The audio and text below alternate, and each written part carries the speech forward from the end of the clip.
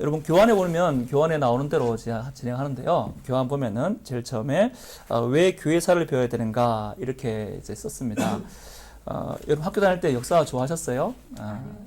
그렇죠. 네. 저는 이제 역사를 좋아해서 이제 목사가 되려면 4년짜리 신학대학을 다녀야 돼요. 네, 그거 마치고 나서도 역사 배우는 또 학교를 다시 또 2년을 더 다녔어요. 재밌어가지고. 그러니까 되게 재밌어 했단 말이잖아요. 근데 저도 여러분처럼 중고등학교 때는 이 재미없었어요. 왜냐면 자꾸 외우라는 거예요. 그죠? 세계사 시간은 좀 덜 외웠는데 국사 시간에 자꾸 외우라는 거야. 뭐 을림사변이 언제냐, 갑신정변이 언제냐 자꾸 외우라는 거예요. 그러니까 국사라는 게 생각으로는 이 암기력 테스트인가 싶은 생각이 많이 들었어요. 물론 이제 그 당시 선생님들의 마음을 이해는 합니다. 가장 중요한 사실관계를 먼저 파악하는 게 중요하니까 그때는 암기를 시켰겠지라고 이제 이해를 합니다만은, 그러나 중요한 거는 역사라는 거는 그 암기 과목이 아니잖아요. 연도를 외우는 것도 아니고 사람 인물을 외울 필요도 없어요. 요즘 세상 얼마나 좋습니까? 스마트폰 보면 다 연도 나오고 사람 이름 나오잖아요. 그러니까 그거는 역사에 중요한 게 아니에요. 역사에 중요한 거는 정보를 배우는 것이 아니라 통찰을 배우는 겁니다. 그게 이제 우리 수업 시간의 목표가 돼요. 교회사에 나오는 사건 아니지만 여러분 잘 아는 일 하나 들어볼게요. 그 안중근 의사가 이토 히로부미를 1909년에 하얼빈 여기서 죽이잖아요. 우리는 그걸 보고 어떻게 해석합니까? 우리 관점. 잘 죽였다. 외대죠, 그죠? 하지만은 일본에서는 뭐라고 말할까요? 예, 그렇죠. 일본에서는 안중근 의사를 역적으로 봅니다. 일본에서는 이토 히로부미가 일본 근대화의 영웅이라고 봐요.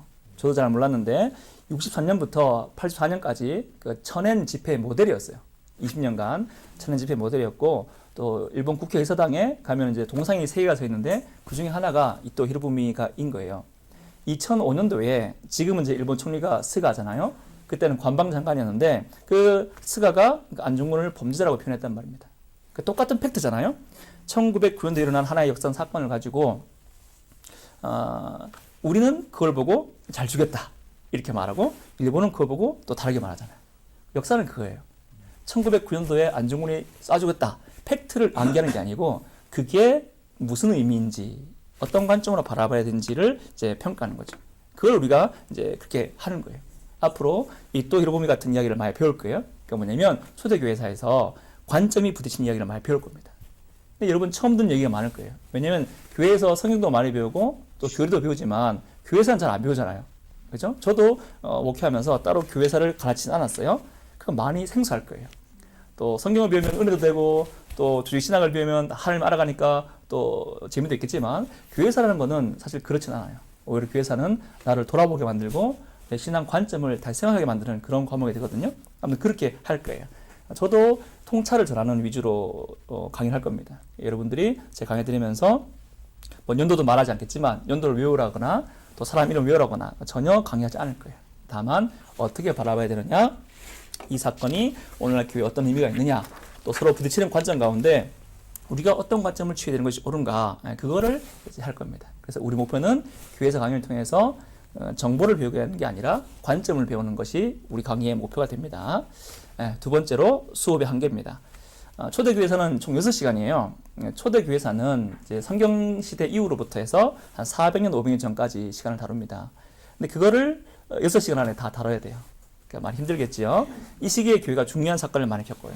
근데 이 시기에 겪는 중요한 사건들이 뒤로 이어져서 오늘날까지 교회사에서 우리 교회에 아주 중요한 이슈가 됩니다. 근데 이걸 6시간 안에 다뤄야 되니까 한계가 많이 있겠죠. 그래서 이제 어떻게 되냐면 선별을 해야 돼요. 역사라는 것은 선별이잖아요. 그리고 제가 선별해 왔어요. 물론 제가 선별해 온 것들은 중요한 것들이기 때문에 다른 초대교회에서 책을 봐도 다 나오는 거긴 합니다만은, 그래도 제가 더 말씀드리고 싶은 것이 있고 참 중요한 사건인데 말씀드리지 못한 게 좀 많이 있어요. 그래서 그런 것들은 6시간 강의에서 다 배우려고 하지 말고 교회사에 관심 있으면 책들을 또 사서 보시면 좀 더 풍성할 거라고 생각합니다. 또 역사적 사건들을 선별을 하고 그다음에 선별한 사건들을 이야기 쉽게 만들기 위해서 도식화를 할 거예요. 그러니까 표에 집어넣어서 이 사람은 이런 사람이고 이 사람은 이런 사람이다 얘기를 할 거예요. 근데 이거는 좀 역사적 그 인물들에게 미안한 일입니다. 왜 그런가 하면은 비유를 하자면 사람의 성격을 혈액형 4가지 가지고 다 집어넣으면 그 사람한테 미안하잖아요. 그죠? 사람이 65명이면 성격도 65개잖아요. 근데 그거를 가지고 4가지 혈액형에다가 집어넣으면 그 사람한테 미안한 거잖아요. 역사도 마찬가지예요. 역사를 도식화한다는 말은 일단 역사의 흐름을 가르쳐주기 위해서 쉽게 만난 말이잖아요. 하지만 실제로 역사는 쉬운 게 아니잖아요. 그러니까 그 사람 자체가 그렇게 단순하지 않단 말이에요.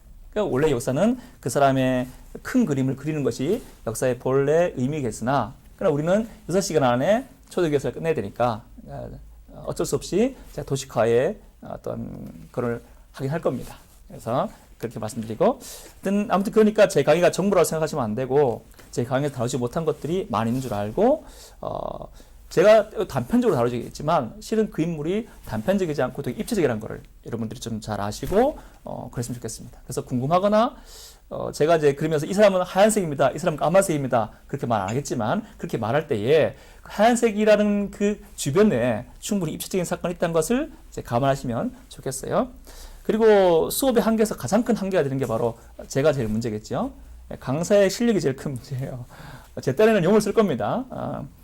우리가 속한 전통, 종교개혁의 전통에 따라서 교회사의 관점을 잘 드러내려고 저는 용어를 쓸 거예요. 하지만 제가 뭐 그렇게 훌륭한 그런 강사가 아니니까 제 관점이 여전히 부족하겠지요. 강의 모든 부족한 것들은 저한테 달린 건 줄 알고 여러분이 용서해 주시면 좋겠습니다. 세 번째, 기독교에서 역사란 하나님의 목적을 향해 흘러가는 것, 하나님의 일터, 이렇게 나왔죠. 우린 교회사를 배웁니다. 교회사는 역사이죠. 기독교에서 역사는 정말 중요해요. 역사를 어떻게 바라보는지에 대해서 5가지 정도로 말씀드릴게요. 첫 번째는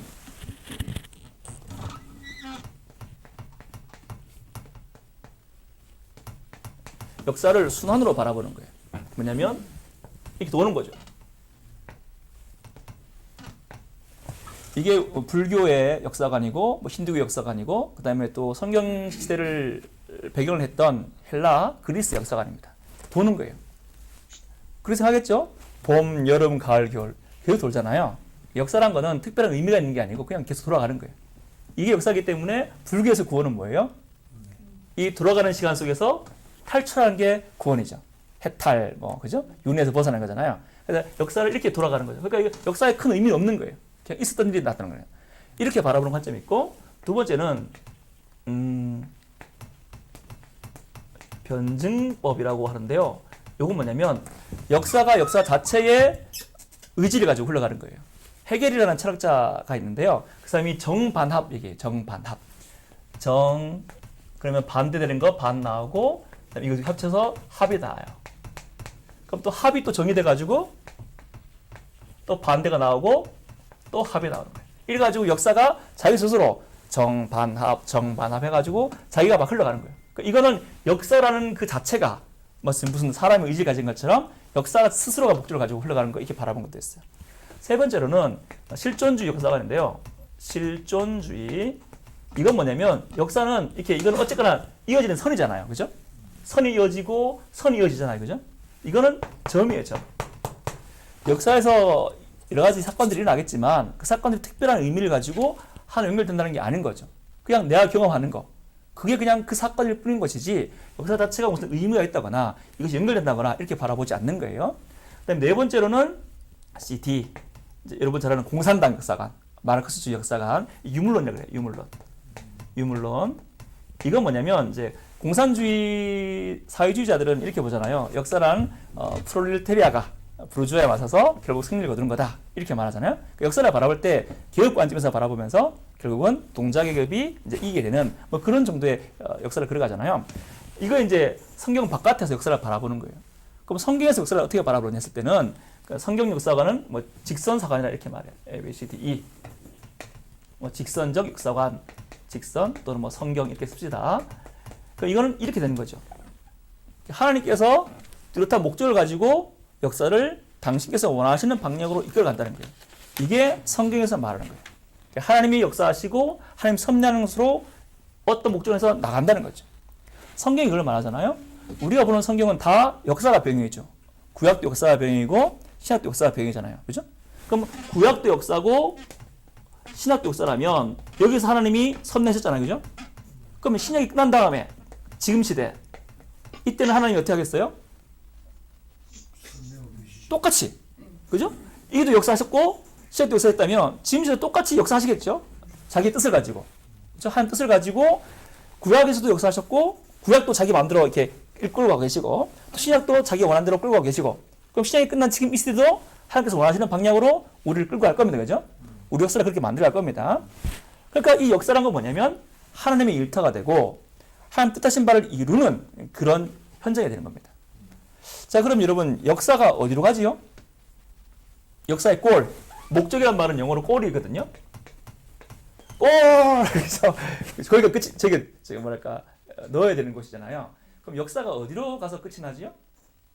혹시 아세요? 역사의 끝. 역사의 목적. 역사가 들어가는 골대 어디예요? 어디에서 보면 알 수 있어요? 요한계시록 보면 알 수 있죠. 요한계시록 그죠?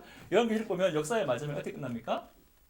예수님 집임하시고 그래서 하나님 영광 받으시고 이게 역사의 마지막 골이잖아요.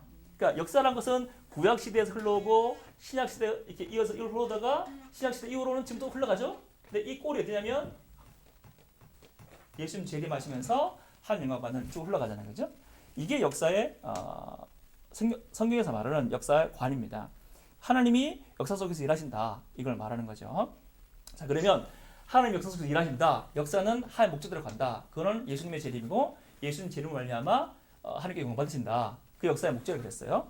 자, 그럼 이 역사 속에서 구약에서도 마찬가지고 신약에서도 마찬가지고 신약 이후시도 마찬가지고 하나님이 그럼 이 역사에서 뭘 만들어가요? 역사를 통해서 뭘 만들어가는 거예요, 하나님? 응? 교회입니다. 구약에서도 이스라엘 나라, 신약에서도 교회, 지금도 교회이죠. 물론 하나님이 교회 만든 거 말고도 다른 일 되게 많이 해요, 그죠? 뭐 은하계를 돌리는 일, 태양을 불태우는 일, 이거 다 하나님 하시는 일이에요. 근데 성경에 보면 성경은 하나님의 모든 걸 가르치는 책은 아니잖아요. 성경은 하나님의 어떤 역사를 이제 중점적으로 보여주는 건데 이 성경을 보면은 역사를 말하는 구약, 역사를 말하는 신약, 신약 시대 이후에도 다 역사인데 이게 다 뭐냐면 하나님이 교회를 만들어가는 얘기를 하는 거죠. 구약의 모든 역사 얼마나 중요한 게 얼마나 많아요, 그죠? 뭐 청나라, 명나라, 우리나라 조선이다 이것도 구약 시대 다 들어주잖아요, 그죠? 근데 구약 시대 아니구나. 근데 그 얘기하지 않고 뭐냐면 하나님께서 누굴 택했다? 아브라함 한 명을 택해가지고 교회를 만들어간다 그 얘기하잖아요. 그러니까 구약의 관점은 하나님이 이스라엘을 만들어가지고 이스라엘을 하나님 특별한 나라로 교회로 만들어간다는 얘기를 거기서 하시는 거죠.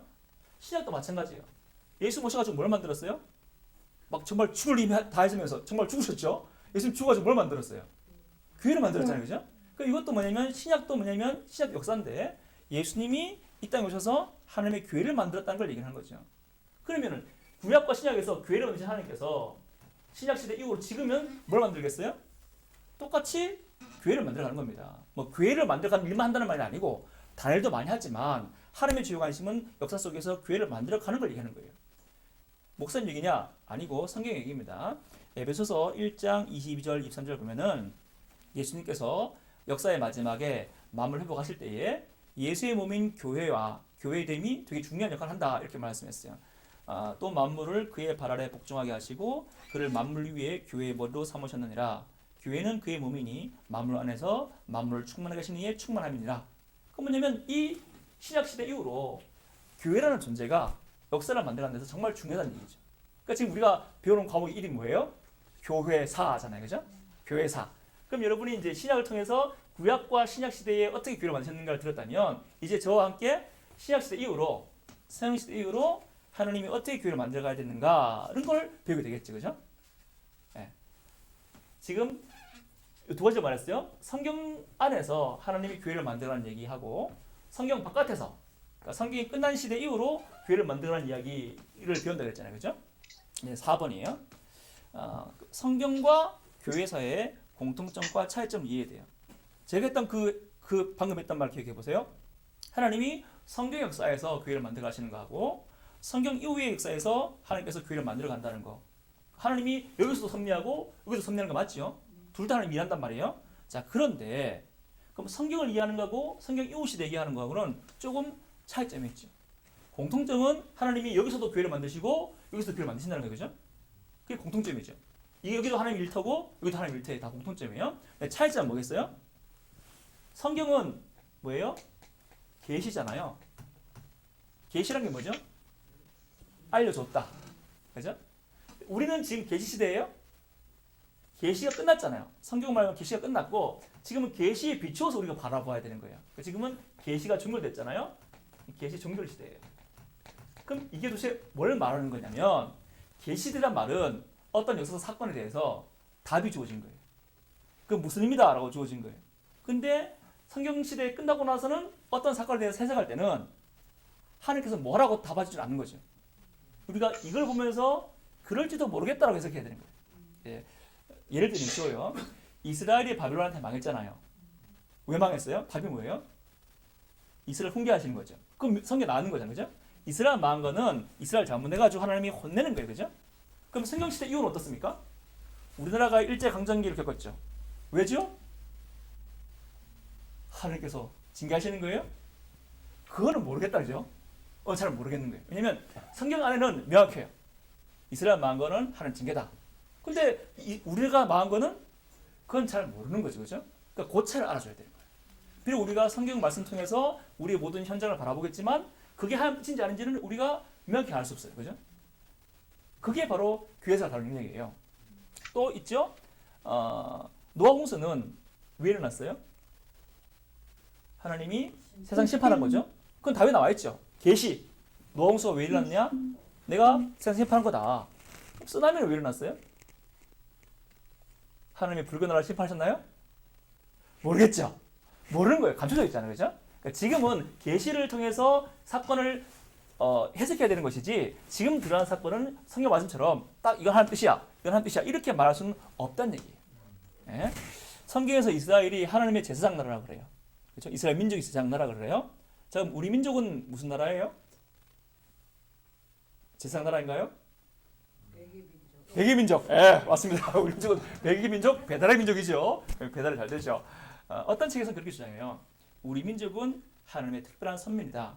그래서 첫 번째 선민은 예루살렘 회복을 위해서 특별한 삶을 감당해야 된다. 이렇게 말하는 거예요.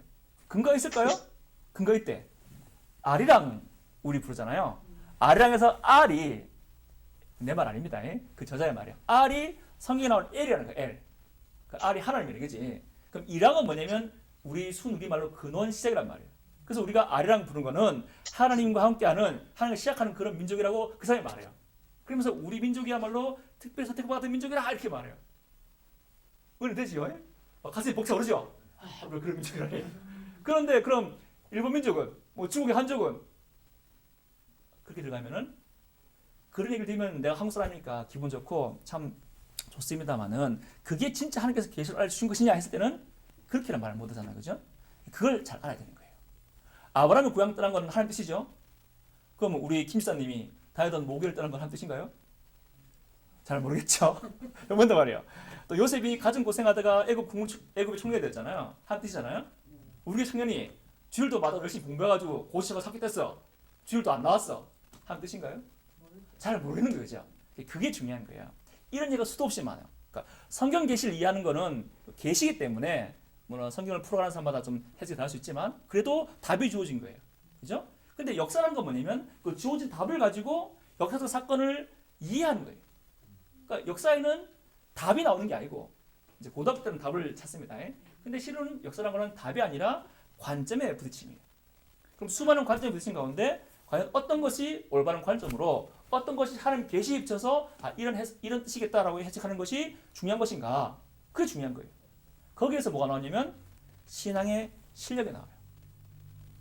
성경을 달달달 외운다고 신앙의 실력이 나오는 게 아니라 성경에서는 이런 뜻인데 이게 우리 삶에서는 이렇게 해석되겠다라고 말할 줄 알아야 신앙의 실력이 나오는 거죠.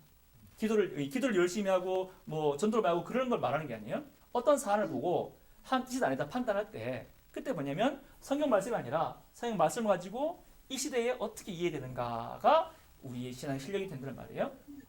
그러면은 성경의 계시를 이해하는 거하고 성경 계시 이후의 역사를 이해하는 거하고 이거 어떻게 이해되느냐? 이게 이제 5번째에서 말할 겁니다. 성경과 성경 계시와 성경 계시 이후의 역사를 이해하는 거 어떻게 이해되느냐 했을 때에 3가지 정도의 관점이 있어요. 네, 첫 번째는 수평적 관점이에요. 수평적 관점. 이거는 로마 가톨릭의 교회 해석안입니다. 그러니까 성경 말씀하고 성경 이후의 시대를 어떻게 이해되는가를 지금 말하고 있는 거예요. 로마 가톨릭은 성경 계시와 성경 계시 이후 시대를 수평선으로 봅니다. 무슨 말인가 하면 로마 가톨릭은 성경하고 전통하고를 똑같이 중요한 권위로 둬요. 근데 실제로 들어가면은 성경을 해석하는 것이 전통이기 때문에 전통이 성경보다 더 중요하게 돼요. 이 말이 의미하는 게 뭐냐면 그럼 성경을 해석하는 게 교회란 말이에요. 그러면 교회가 결정하는 것은 뭐든지 다 옳다는 얘기가 되는 거예요.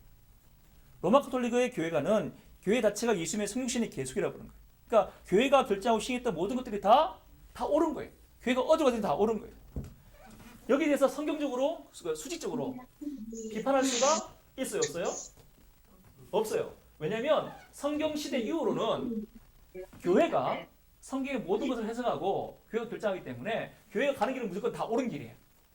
근데 여러분 예를 들면은 1870년대에 교황 무류설이라는 교리가 선포돼요. 교황은 한 개도 안 틀리다 이런 뜻이죠. 그 다음에 1854년에 마리아 무흠교리가 선포돼요. 마리아는 원죄도 없고 죄도 없다는 거예요. 1950년에 마리아 승천교리가 선포돼요. 마리아는 죽음도 맛보지 않고 하늘로 올라갔다는 얘기죠. 여러분 이 얘기들은 어떤 생각이 들어요? 그게 성경이 어딨노? 우리 그렇게 생각하잖아요, 그죠? 근데 이것은 그렇게 생각할 이유가 없는 거야. 왜냐면 여기서 이해하는 역사관은 성경에서 그렇게 말하는 게 아니라 성경 시대 이후로 교회 전통으로 교회가 해석하는 것, 교회가 가는 길 자체가 곧 맞는 길인 거예요. 이 길 자체가 유일한 길인 거예요. 그러니까 그들은 지금도 언제든지 교황이 선택하는 걸로, 교황이 해석하는 걸로, 성경을 이해하는 걸로 그냥 가는 거예요. 일로 가든 저로 가든 일로 가든 저로 가든 무조건 이렇게 가는 거죠. 그러니까 이거를 태클 걸 만한 수익적인 그러니까 성경 말씀에 어떤 뭐랄까요 태클 같은 게 없게 되는 거예요. 그러니까 이 관에 따르면 성경과 성경 시대 이후의 모든 사건들은 다 교황의 뜻대로 교회가 흘러온 대로 가는 것이 올바른 것이다 이렇게 되겠죠. 두 번째는 수식적 관점이에요. 이거는 신령파의 교회사관 또는 자유주의 신학의 교회사관이에요.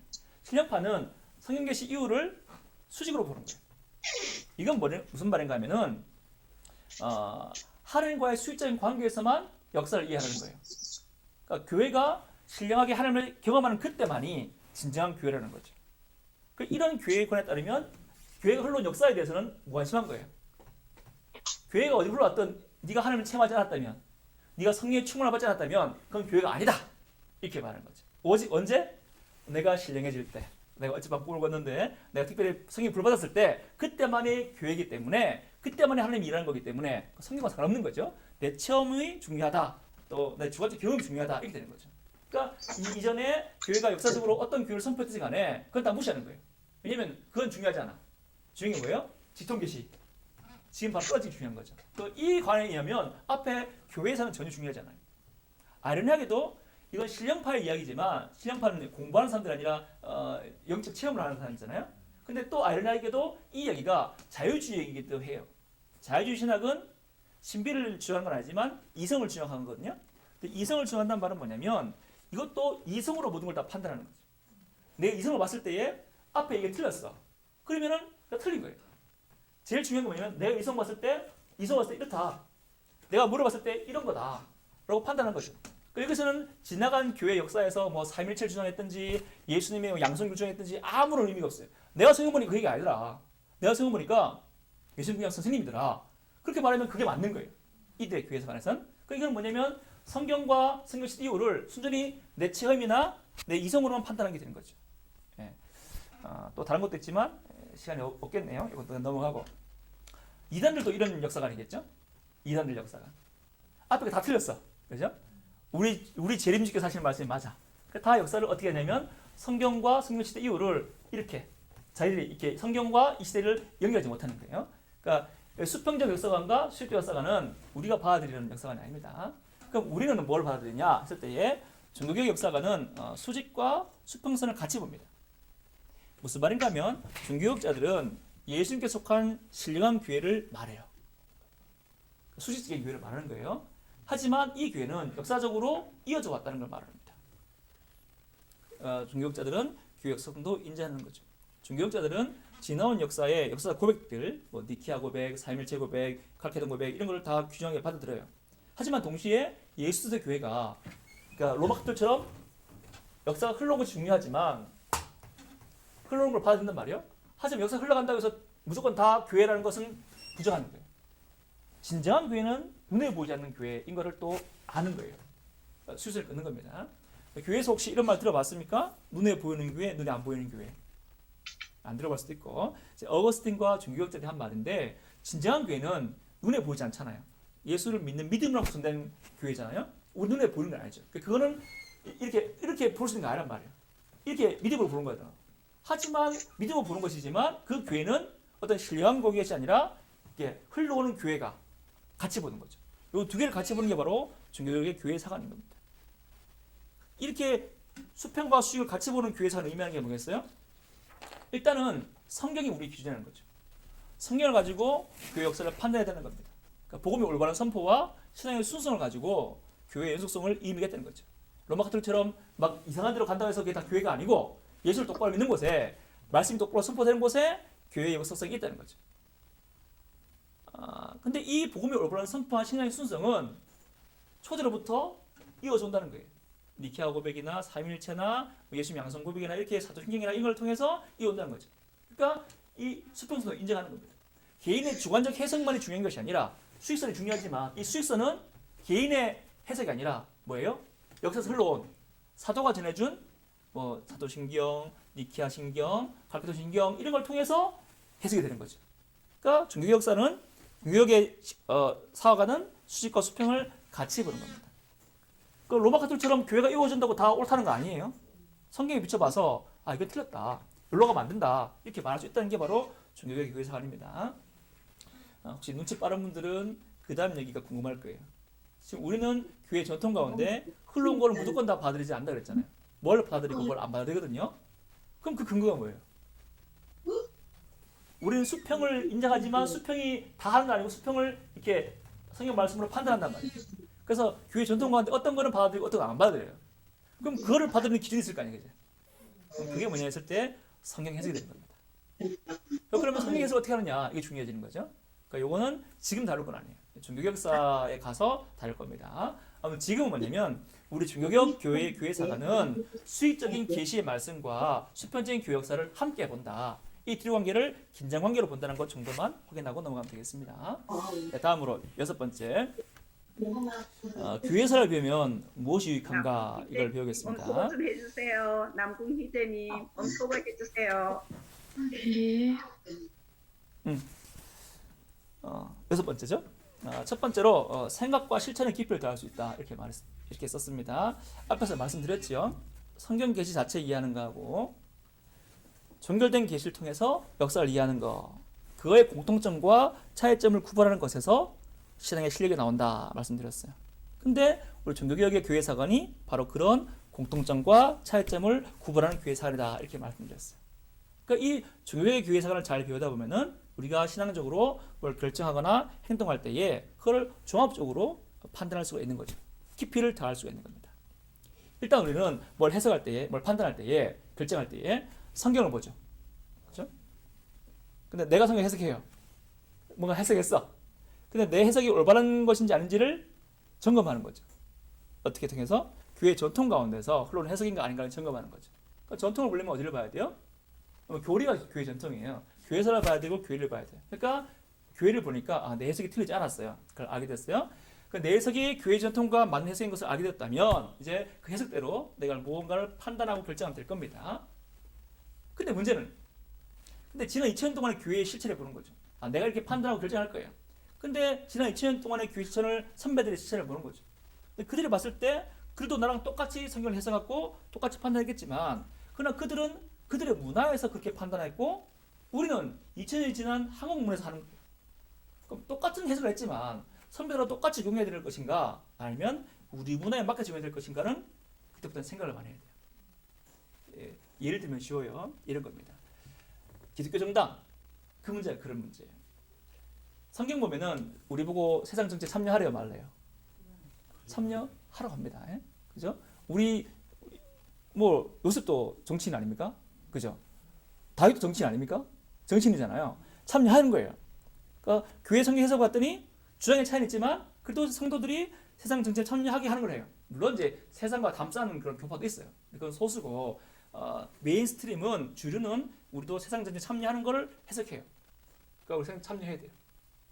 이게 올바른 해석이에요. 자, 그러면 2000년 동안 우리 선배들을 봤어요. 이들이 어떻게 정치를 했는가를 봤단 말이에요. 그러니까 100년 전에 네덜란드를 보니까 목사님 아브라함 카야파라는 목사님인데 이분이 수상이 돼요. 거기 왕이 있으니까 왕 바로 밑에 수상이 되는 거예요. 그리고 이 사람이 기독교 정당을 만들어. 그 정당 이름도 반혁명당이라는 이런 거 아니에요. 혁명에 대해서 반대한다는 의미예요. 빨간거 하는 게 아니고 그 당을 만들어서 총리가 돼요. 그래서 하고 있어요. 독일 같은 경우에는 기독교 민주당이라는 당이 있고 기독교 사회당이라는 당이 있어요. 이 양당이 연합해가지고 지금 여당이 되어 있어요. 우리가 잘 아는 여자 총리 메르켈 독일 총리가 이 양당의 연합당의 대표예요. 이걸 보니까 기독교 정당 만들 수 있는 것 같아, 그죠? 만들면 좋을 것 같아. 그리고 사실 멀리까지 가나도 북한에도 기독교 정당이 있었어요. 처음 듣는 말이죠. 해방 이후에 공산당이 북한을 다 차지하게 되었어요. 그때 공산당에 대항할 정무적인 조직은 없었어요. 유일한 게 남아있는 게 바로 교회 조직인 거예요. 지역의 노회하고 노회를 합친 총회가 있었던 거죠. 그래서 당시 북한 기독교인들이 공산당에 맞설 이후로 기독교 정당을 조직했어요. 우리가 잘 아는 한경재 목사가 이제 중심이 돼가지고 1945년도에 기독교 사회민주당을 만들었고 또 조만식 장로님 잘 알죠? 이분이 중심이 되어가지고 1945년도에 조선민주당을 만들었어요. 물론 이제 공산당 핍박 때문에 오래가지 못했어요. 하지만 우리도 가까운 예에 겨우 50년, 60년 전에 기독교 정당을 만들었네요. 성경을 보니까 정치를 해야 되고 역사를 보니까 정당을 만들었어. 그러니까 우리도 당연히 기독교 정당을 만들 수 있을 것 같단 말이에요. 또 자유민주주의 사회에서 기독교 정신으로 정당을 만드는 것은 성경의 뜻이 아니더라도 우리 민주주의 시민의 자유에 속한 문제란 말이에요. 그러면 만들어도 된다. 이렇게 이제 결론을 내야 될 것 같단 말이에요. 하지만 교회에서는 한 번 더 생각하게 하는 거죠. 그렇게 만든 기독교 정당이 기독교 전체를 대표하는가 했을 때는 그렇진 않은 거죠. 유럽과 우리가 다른 거예요. 유럽의 경우 네덜란드와 독일은 개신교 사회예요. 국민 대다수가 기독교인이란 말이에요. 그래서 기독교 이름이 붙인 당이라고 해서 그 당이 교회 전체의 입장이다라고는 아무도 생각하지 않아요.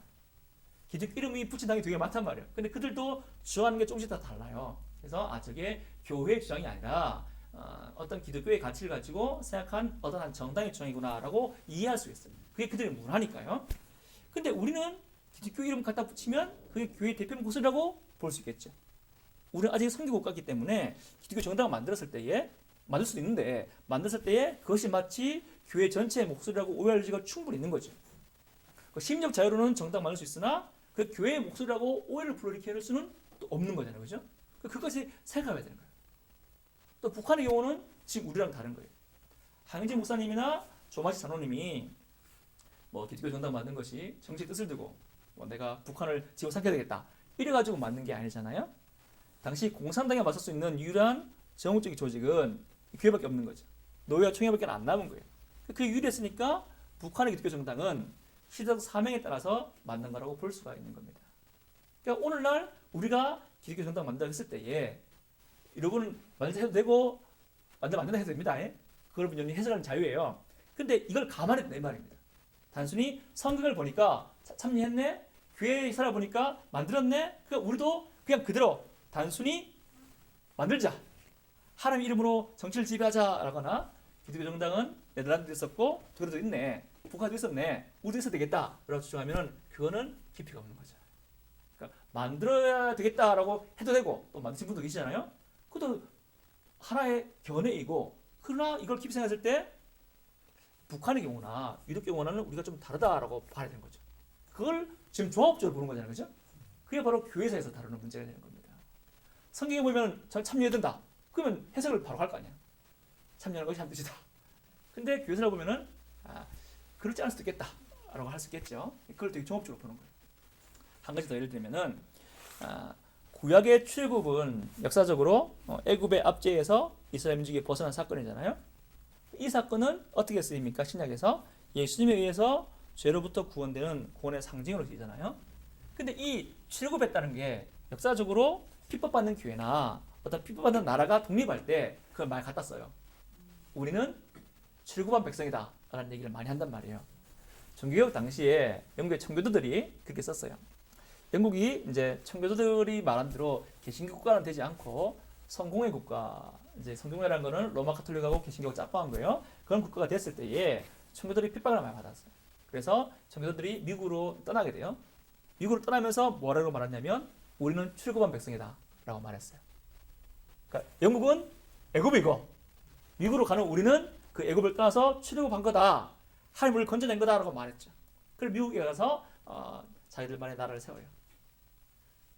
맞는 말이에요? 틀린 말이에요?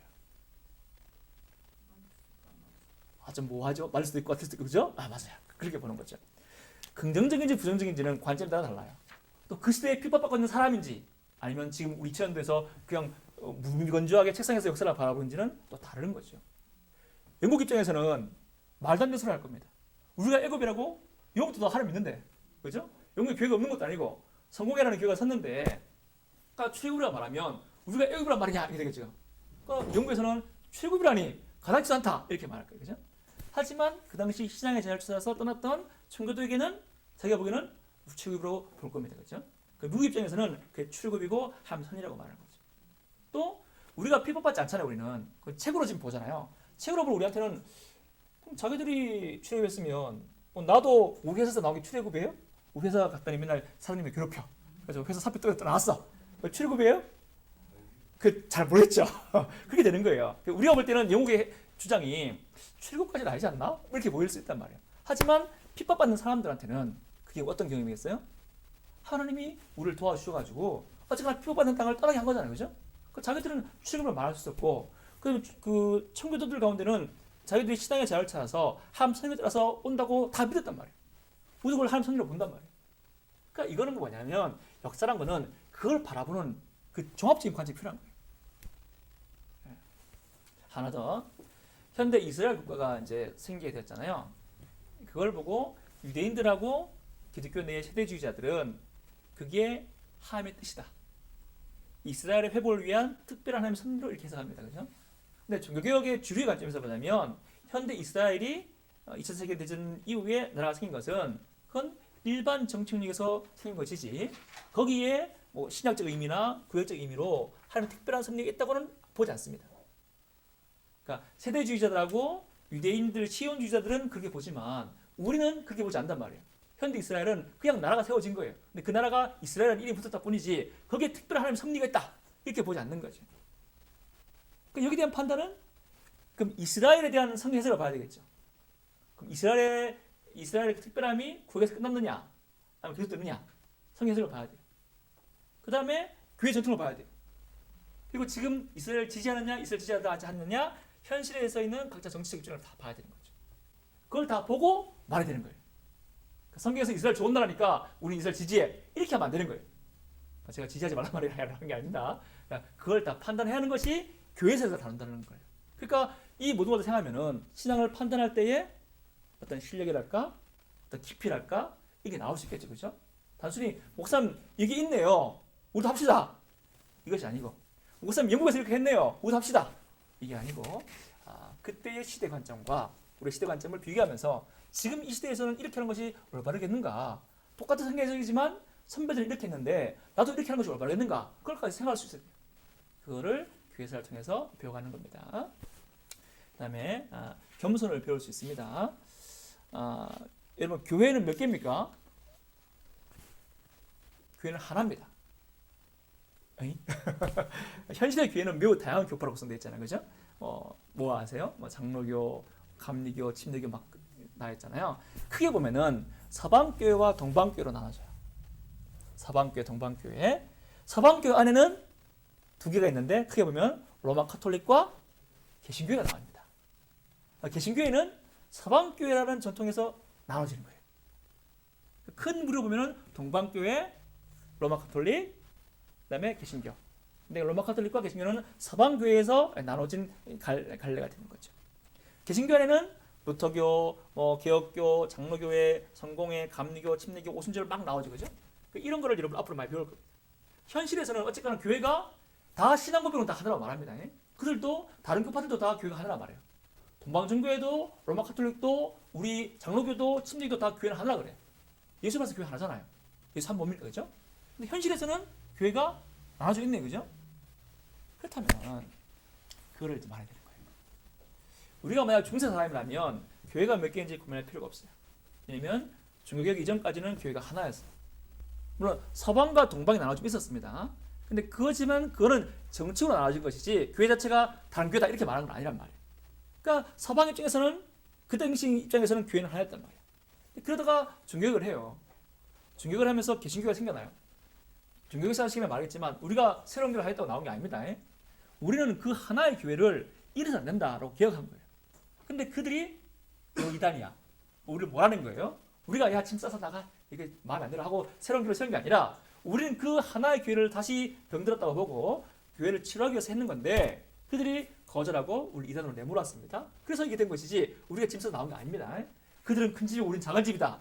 참만의 말씀입니다. 그렇지 않습니다. 하나의 교회예요. 근데 그들이 개혁을 받아들이지 않았던 거예요. 아무튼 근데 개신교가 생겨난단 말이에요.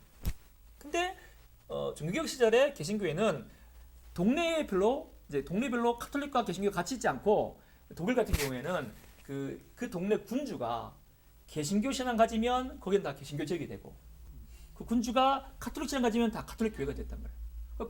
그때 사람들도 교회가 몇 개냐 고민할 필요 없어. 왜냐면 내가 태어나 보니까 우리 동네 교회가 하나예요. 개신교회 하나고 카톨릭 교회 하나고 이렇게 다 이해한단 말이야. 하지만 이게 시간이 지나면서 어떻게 됩니까? 신앙의 자유가 찾아오면서 동네 안에 천주교도 있고 뭐 개신교도 있고 노트교도 있고 막 서게 되는 거죠. 그죠? 그럼 이런 시대에서 우리가 교회가 무엇인지를 이해하게 되는 거죠. 이런 상황에서 교회사를 배운다는 것이 뭘 의미하겠어요? 우리는 우리의 전통을 소중하게 생각합니다. 우리 전통은 종교개혁 가운데 개혁파 전통입니다. 근데 우리 전통을 소중히 여기지만 동시에 다른 교회 전통 또한 있다는 것을 우리가 배우면서 그들은 다른 전통과도 있지만 그들 또한 하나님의 교회라는 것을 우리가 인정할 겁니다. 그러니까 겸손을 배우는 거죠. 우리가 속한 전통을 소중히 여기고 우린 그 전통대로 예수를 믿을 것이고 신앙할 겁니다. 그러나 그럼 그들은 우리랑 전통이 좀 달라요. 전통이 다르지만 그들 역시 예수의 몸된 하나의 교회인 걸 인정하는 거죠. 그러니까 그들은 그들 또 주님의 한 형제지만 우리와는 이 부분이 다르다라고 우리가 아는 거죠. 근데 이걸 모르면 무시하는 겁니다. 장로교가 최고야. 물론 저는 장로교가 최고인 줄 알고 장로교 목사를 합니다만은 그러나 교회에서 봤을 때 이런저런 이유 때문에 나아진 그 있을 거 아니에요. 그럼 그들은 지금 이걸 더 소중히 생각하는구나. 그들은 우리와 달리 이게 더 중요해서 저렇게 생각하는구나. 라는 걸 우리가 이해할 수 있잖아요. 그죠? 감안할 수 있잖아요. 그럼 우리가 겸손할 수 있겠죠. 그게 중요한 겁니다. 물론 종교개혁 시절에는 로마 카톨릭 교황한테 뭐 적그리스도다 하고 막 그들도 우리를 적그리스도라고 우리를 적그리스도라고 막 싸웠습니다만은 그때 이제 막 화형도 시키고 그랬으니까 지금 시대 같은 경우에는 공존하고 있잖아요. 그죠? 우리는 잘 모릅니다만 동방정교라는 교회가 있고 우리하고 너무 많이 달라요. 이거 나중에 배울 거예요. 그다음에 또 로마 카톨릭 있고 개신교는 수많은 교회 있단 말이에요. 근데 그들도 다 자기가 하나 믿는데 우리가 보기엔 저를 믿으면 안 될 것 같은데 하나 믿는데 그들도 고백하기를 교회는 하나래요. 그러면은 그들이 속한 전통을 이해해 줄 수 있어야 되고 또 우리 전통 이해할 때에 그들을 좀 포용할 수 있는 그런 겸손이 나올 수 있다고 생각합니다. 그런데 그래서 여러분들이 이런 게 있어요. 우리나라 개신교회는 어느 교회를 가든가 다 오순절 같아. 우린 좀 다릅니다만 왜냐면 우린 다 부흥의 아들이잖아요. 저도 부흥의 아들이거든요. 그러니까 오순절 가도 오순절 같고 장로교 가도 오순절 같고 다 똑같은 것 같아요. 그렇게 해서 하나 되는 것이 아니고 뭐냐면 장로교 전통에 우리 충실하고 근데 저들은 장로교 아니지만 같은 교회로서 오순절이 되었다는 것을 감안해주고 우리는 우리 전통에 충실하고 우리 목사의 목회에 충실하고 이런 장로교인으로서 자라가되 우리와 다른 것들을 포용해 주는 게 중요하다고 생각해요.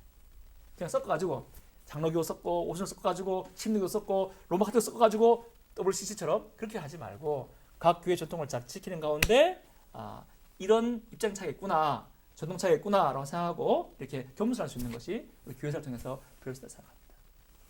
아마 교리나 성경 보면은 이제 답을 내야 되는 거예요. 그치? 답을 내야 되니까 우리가 맞고 쟤들이 틀렸다 이렇게 볼 수 있겠지만 교회사를 볼 때는 우리는 이 전통에서 헌신하고 충성하고 이 전통에 서 있는 것이고 저들은 우리와 다르지만 다른 전통에 서 있구나 라는 것을 이해할 수 있게 되잖아요. 교회사를 통해서 그런 이해와 겸손을 배워가는 겁니다. 자, 유의점. 두 가지 그래프를 그릴 텐데 이 두 가지 그래프 중에 뭐가 맞는지 한번 생각해 보세요.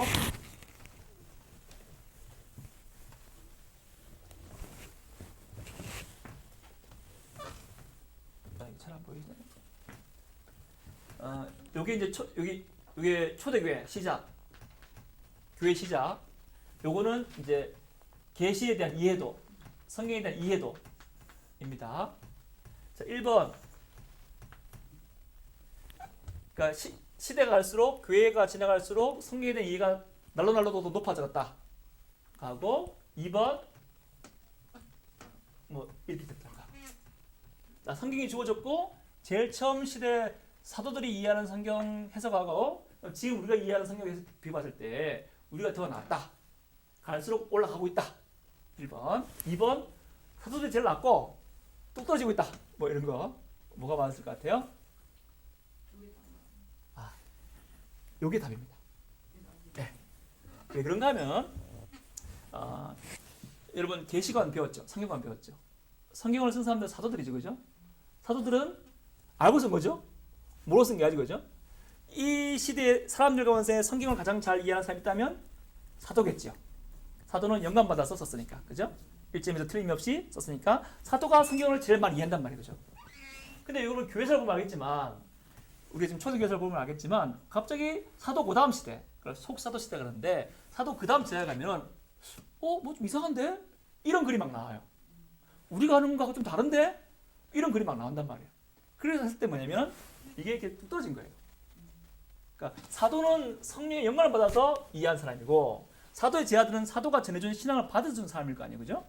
근데 그럼 사도가 아니니까 사도만큼 성령의 영감을 받지 못했고 사도의 가르침을 받았는데 그거를 자기 문화에서 또 자기 이해도에 따라서 이해하다 보니까 사도만큼 이해하지 못하고 좀 떨어지게 됩니다. 예? 그러면 이 떨어지는 것이 자기 개인의 이해도의 문제가 있을 수도 있고 자기 문화의 문제일 수도 있어요. 그래서 초대교회의 글들을 보면은 좀 이상한 얘기가 많이 나와요. 우리 앞으로 배우겠지만 뭐 결혼도 하면 안 된다, 뭐 남자는 고자가 돼야 된다, 이런 게 이상한 게 막 난단 말이에요. 우리 존경하는 교부들도 그런 말을 한단 말이에요. 그럼 뭐냐면 이렇게 이해하지 못한 거예요. 또 떨어지는 거죠. 하지만 우리는 이제 언제 가장 근접한다고 보냐면 종교개혁 시대에 가장 근접하다고 보는 거예요.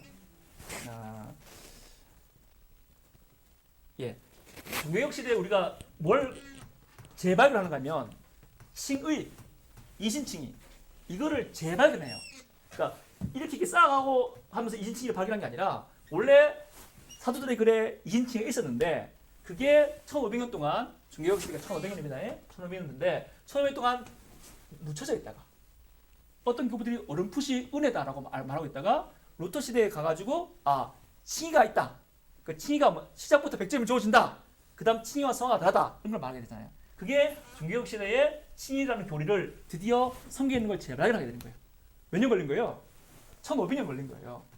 그전에는 이제 나중에 말씀드리겠지만 그전에는 칭의, 성화가 구분되지 않고 그전에는 하나님의 은혜로 말미암아 쉽게 말하면 칭의, 성화는 100점이 시작부터 주어지는 게 칭의잖아요. 그죠? 그 다음에 성화는 뭐예요? 100점 받았는데 100점 받은 게 감사함으로 살아가는 거잖아요. 그죠? 이게 칭의, 성화의 구분이에요. 근데 그전에는 그냥 다 은혜라고 보고 시작에서 한 50점 받고 나머지 50점은 물론 은혜로 쌓아가야 되는 거지만 우리 몫이라고 보는 거예요. 그러니까 100점이 여기 없고 저 뒤에 있는 거예요. 로마 카톨릭 교관이 구원론이 이래요. 그러니까 요거를 재발견한 게 1500년대란 말이에요. 그러니까 교회사를 볼 때 어떻게 가봐야 되냐면 사도 시대에 사도들이 이해한 것은 완전한 무한 성경 말씀이지만 이거를 이제 제자들이 받으면서 자기들 문화에 따라서 자기들 이해도에 따라서 계시도가 좀 떨어졌다. 그걸 이제 생각해야 돼요. 그래서 이제 문화에 따라서 논의하면서 이 성경 계시를 재발견 나가고 있다. 이렇게 봐야 됩니다. 그래서 초대교회에서 만나는 글들 보면서 이거 우리 목사님 설교보다 못한데 그런 것들이 나올 수도 있단 말이에요. 근데 그것들을 감안해주고 읽어야 되는 거예요. 물론 그렇다고 사도가 모든 이슈들을 다 알았다는 얘기는 아닙니다. 사도들이 진화론을 알았을까요? 몰랐어요. 그죠? 그러니까 사도들한테 물어봤으면 사도들은 창조다 이렇게 말했을 거예요. 그죠? 백방. 하지만 사도들이 지금처럼 진화론의 이슈를 감안한 건 아니겠죠. 그러니까 사도들이 다 알았다는 말은 우리 시대에 있는 모든 논의들 다 알고 있었다. 그건 아닙니다. 사도들이 하나님 알잖아요. 그죠? 다만 사도들이 성경 계시를 이해하는 것에 있어서는 우리보다는 완전 무한 영광을 받았으니까 알고 있다는 거. 그걸 말씀드린 겁니다. 한 가지 예를 들면은 초대교회에서 들어가면 배우겠지만 키프리안이라는 교부가 나요. 교회가 하나라는 게 이슈인데 우리가 교회가 하나잖아요. 뭘 근거로 교회가 하나라고 말할 수 있겠어요? 여러분 같으면 교회가 하는 얘기를 뭘 근거로 말할 거예요? 그렇죠. 예수에 대한 믿음. 그렇게 말할 거예요. 여러분은 신학자 알아도 이 지금 그렇게 다 알고 있어요. 그죠? 근데 이거는 우리가 잘 배워서 아는 거고, 키프리안이라는 이제 교보는 그때는 뭐라고 그랬냐면 성직자단이 하나다. 성직자단이 하나기 때문에 교회는 하나다 이렇게 말한 거예요. 우리가 보기 좀 이상하잖아.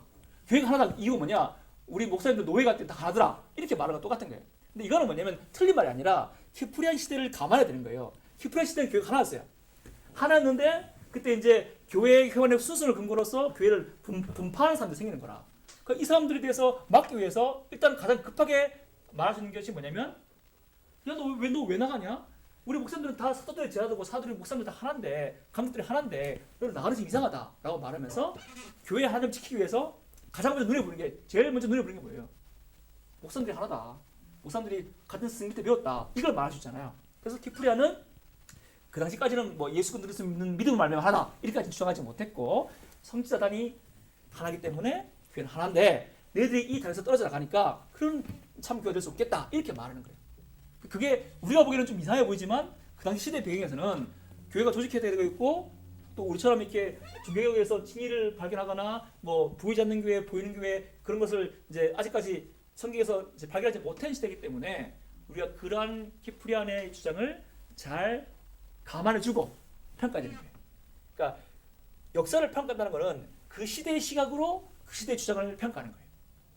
우리 주장으로 참 이상하네. 왜 그렇게밖에 말 못하지? 교회는 믿음으로 하나지. 그럼 우리가 할 수 있는 말이죠. 근데 그 시대에서는 그렇지 않고 일단 시급한 대로 성지단이 사지단이 하나이기 때문에 하나다 이렇게 주장할 수 있었다는 역사적인 그런 배경과 시대를 여러분이 좀 감안해 줘야 되는 게 필요해요. 그게 교회사를 배우는 거예요. 그러니까 교회 역사를 볼 때도 우리 시각 가지고 이런 얘기 많이 하잖아요. 야, 아빠 어릴 때 말이야, 뭐 이렇게 와고도 못 먹었어. 라면 사 먹으면 되지? 이거는 역사를 바로 이해하는 게 아니잖아요. 라면 시가 없었는데 뭐 똑같은 얘기입니다. 그러니까 초대교사를 볼 때는 그냥 당대 시각으로 당대를 바라보는 거예요. 우리가 그걸 하는 거예요. 당대 시각으로 당대를 볼 거예요. 그리고 이제 마지막인데, 제가 강의한 내용들은 여러분 교회 목사님들이 다 아는 내용이에요. 여러분 교회 목사님들이 이미 다 신학에서 잘 배우신 거예요. 다만 이제 설교하고 성경 공부를 하시느라 여러분 앞에 그걸 드러낼 기회가 없을 뿐입니다. 여러분 교회 목사님 다 알고 있어요. 궁금한 건 저한테 질문하셔도 되지만 잘 해석되지 않는 거는 다른 목사님한테 여쭤보면 다른 목사님이 되게 흐뭇해하시면서 즐거워하시면서 여러분하고 또 말할 수 있을 거예요. 그럼 또 재밌잖아요, 그죠? 맨날 목사님 뭐 사업 잘 안 돼요, 애가 아파요 얘기하다가 목사님 그 오거스틴 누구예요? 이렇게 물어보면 얼마나 좋아하시겠어요. 그러니까 저한테 물어도 되지만 교회 목사님한테 여쭤도 됩니다. 자, 이렇게 첫 시간 마치고 한 5분 뭐 쉬고